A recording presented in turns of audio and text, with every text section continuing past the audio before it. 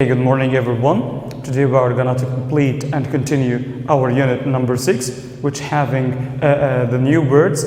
Let's see what are the new words that we are going to have and concentrate, because we are going to use them in the following exercises. Let's start with the first word, which is absorb. What does it mean? It means to take something, especially gradually. Number 2, consume. What does the word consume means? To use fuel, energy, time, especially in large amounts. The next word, which is emit. What does it mean? To send out a beam, noise, and smell or gas. Okay. The next word, which is endure. What does it mean? To suffer something difficult or painful. The next one, spew. What does it mean? Gas, liquid, flew out in the large amount. Thrive, to grow, develop, and successful, or to be successful. Okay, emerge. What does it mean? To appear by coming out of something. Okay, let's move now through the exercise and remember these words to use them in the following exercise. The words that we have here are absorb, consume, emit, endure, harness, spew, and thrive, trigger. Let's use these words and match each space with this word, or with its word. Number 1, to suffer and deal with something painful or unpleasant. What is it? To become stronger and healthier. Number 3, to flow out quickly in large amounts. Number 4, to cause something to happen. Number 5, to send or give out something. Number 6, to control and use the force of something, the sun, to produce energy. Number 7, to use or eat something. Number 8, to take something in. So, I think that you guessed the correct words in correct places or spaces. Let's check them all. Number 1 takes endure. Number 2 takes thrive. 3 spew. 4 trigger. 5 emit. And 6 harness. 7 consume. And 8 absorb. Let's move to the next exercise. Okay. Now look at this exercise. These are groups of words have the same meaning, but they are missing one of these words, and let's match each group with the missing word. Number 1, drizzly or drizzly, rainy, showery. They are missing another word. But before we start answering this one, let's move directly to know the meaning and differences between these kind of words. Okay, let's check these. Okay, group number 1, we have drizzly, rainy, shower, pouring. They equal or they mean very wet. Number 2, blistering, equal oppressive, equal sweltering, and roasting. That means uncomfortable. And number 3, bright, fair, fine, clear, and pleasant, equal not raining. Number 4, dull, gloomy, gray, overcast. That means cloudy. And number 5, humid, muggy, sultry, sticky, and uncomfortable, hot. The last group we have blowy, blustery, breezy, gusty, and windy. These are words that have the same meaning, and let's start to use them in the following exercise, which is based on missing words have the same meaning for the group. Let's see it. So number 1, according to this sheet that we had before for a while, so drizzly, rainy, showery are missing space. Number 2, blistering, oppressive, sweltering, missing. Bright, fair, fine, missing. Dull, gloomy, gray. Humid, muggy, sultry. Number 6, blowy, blustery, and breezy. So what are the missing words here? Let's see. Number 1, drizzly has the same meaning like rainy, showery, and pouring. Number 2, blistering, oppressive, sweltering equal roasting. Number 3, bright, fair, fine equal clear. And number 4, dull, gloomy, gray equal overcast. Number 5, humid, muggy, sultry equal sticky. Number 6, blowy, blustery, breezy equal gusty. And now let's match these words or these group of words with their meanings in the following. So as we know that drizzly, rainy, showery, which meaning of these word or these sentences is matching with this or these kind of words? Number 1, drizzly, raining, showery, and pouring. Let's see. Number 2, blistering, oppressive, sweltering, roasting equal bright, fair, fine, clear, dull, gloomy, gray, overcast, humid, muggy, sultry, sticky. And the last group is blowy, blustery, breezy, and gusty. Let's check which one is suitable or have the same meaning with these kind of group. This group of words: drizzly, rainy, showery, boring. Let's see. So the first group, drizzly, rainy, showery, takes E, which is very wet. Number 2, blistering, oppressive, sweltering, roasting, takes C, which is uncomfortably hot. That number 3, bright, fair, fine, clear, takes D, which is windy. Number 4, dull, gloomy, gray, overcast, takes F, which is cloudy. Number 5, humid, muggy, sultry, sticky, takes A, which is uncomfortably warm and damp. Number 6, blowy, blustery, and breezy and gusty, takes letter D, which is pleasant and not raining. Let's move to the next one. So now it's time to know the difference between these two words. They are close enough in the meaning, but there is a difference. Let's see what is the difference between these two group of words. Dirt and soil have the same meaning, but different things. Okay, drill, mine, polluter and pollutant, landfill, wasteland, landfall, landslide. Let's see, let's find the difference between these two words. As you remember, these are the words that we had: dirt and soil. So what does the word dirt mean? Dust, soil, any substance that makes a surface not clean. So if you have a table in your home and it has a little dust and a little soil on it, we called it dirt, and it's easy to clean and easy to remove. And what about soil? The material on the surface of the ground in which plants are growing. So in which plants grow. So the soil are a layer in the ground that we put the seeds inside it to grow up the plants. Okay, let's move to the next. Drill and, we said, do you remember the word? Drill and mine. So what does the word drill mean? It means a tool or machine that is used to make holes in things.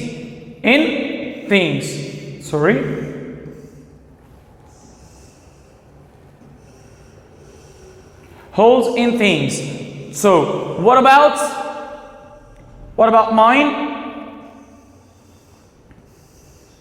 Mine means deep hole, deep hole or a system of passage under the ground where minerals such as coal are dug. So drill is a machine to make holes, but mines are already holes under the ground. So we have a little bit different between them. Okay, let's move to the polluter and pollutant. Polluter is, or as a noun, a person or an an organization that pollutes. But what about pollutant? The substance that pollute the air. So the difference between them is polluter is someone or a person or an organization that causes pollution. And what about the pollutant? The substance that pollute the air. Let's move to the next two words, landfill and wasteland. So landfill means the disposal of waste material by burying it. Especially use a method of reclaiming or excavated. Wasteland, an empty area of land, especially in the city, that is not used or that is not used to grow crops or build in it. So landfill, which means the waste of the land, that you neglect the land, you forget it, you make it without any use. And what about the wasteland? An already empty area, an empty land. Okay, let's move to the next. We have these two words, slip and spill. So slip means she slide without intending to. Suddenly you slipped or you fall down without any warning and without any pretending that. So what about spill? To fall over the edge outside. So you are standing off an edge and suddenly you fell down from it. The last two words that we have here for this, landfall and landslide. Landfall means the first land that is reached or seen at the end of the journey. Landslide, a mass of rock and earth moving suddenly and quickly. Okay, let's practice using these words in the following exercise. So, according to the meaning and the difference between these two words, let's find which one is suitable for these questions. Number one, due to chemical dumping and acid rain, the space had been contaminated. So the first one is soil or dirt. Number two, concentrate. Understand, get the meaning of the sentence, then choose your answer. Number two, a Dutch company has won the rights to drill or mine for oil off the south coast of the country. Number three, sulfur dioxide is a polluter or a pollutant released into the atmosphere when coal is burned to generate electricity and heat. Local residents up in arms about plans and to create a landfill or wasteland on the outskirts of town. In 1989, the tanker Exxon Valdez was badly damaged at sea, resulting in a massive oil slip or spill. Number six, the last one, the earthquake triggered a landfall or a landslide in which dozens of people were injured. So let's check the answers for these questions and according to your choice. So number one takes soil, number two takes drill, number three takes pollutant, number four landfill, number five takes spill, and the last one takes landslide. Let's move to the word formation. As we said before you start, write your answer in this type of questions. You have to know that you should find first which part of the speech do we need in this space and try to use the word in bold and try to form it to make it suitable for the space. But first you have to know the part of the speech which is missing here. Okay, the passage is about the hunter-gatherers. Okay, the hunter-gatherers were one of the earliest human societies. They lived off the land with the men hunting animals and fishing, while the women gathered nuts, berries, seeds, and roots. Sorry. Their space on the land meant that they had to live in small groups so that space food could be found. They lived a space life. Moving to new lands, once food ran out, this space often meant that they entered the territories of other groups. The hunter-gatherers also used their natural space to protect themselves from space by seeking refuge in caves where these were available or in shelters that they fashioned out of rocks, branches, and animal skins. So let's find the correct formation of the word and the missing part of the speech that we need here. Number one, we have rely, suffice, nomad, migrate, surrounded, elements. Let's check them. So, their reliance. Number two, so that sufficient. Number three, they led a nomadic. Number four, this migration. Number five, natural surroundings. Number six, the elements or the elements. Okay, so reliance, sufficient, nomadic, migration, surroundings, and elements. And let's move to the last part with that we are going to have today, which is the phrasal verbs. As we know before, phrasal verbs mean to use a verb plus preposition. So a verb plus preposition, a verb plus preposition. So the verb here is beat and the preposition here is down. And let's see, what does this phrasal verb mean? So, beat down. Okay, to make it clear. Okay.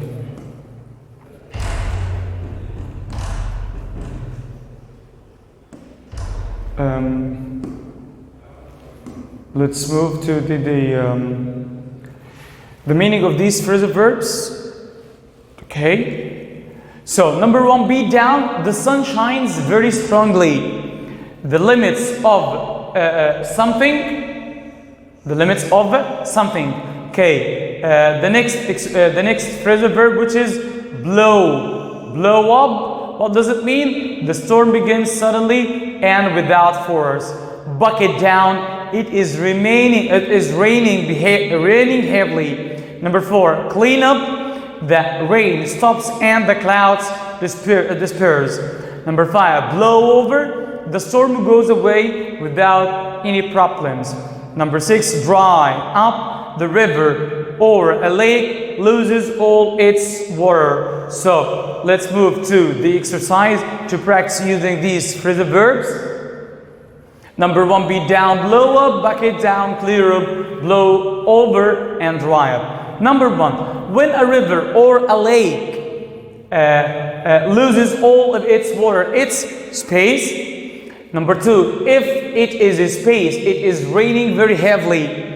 Number three, when a storm space, it begins suddenly and with force.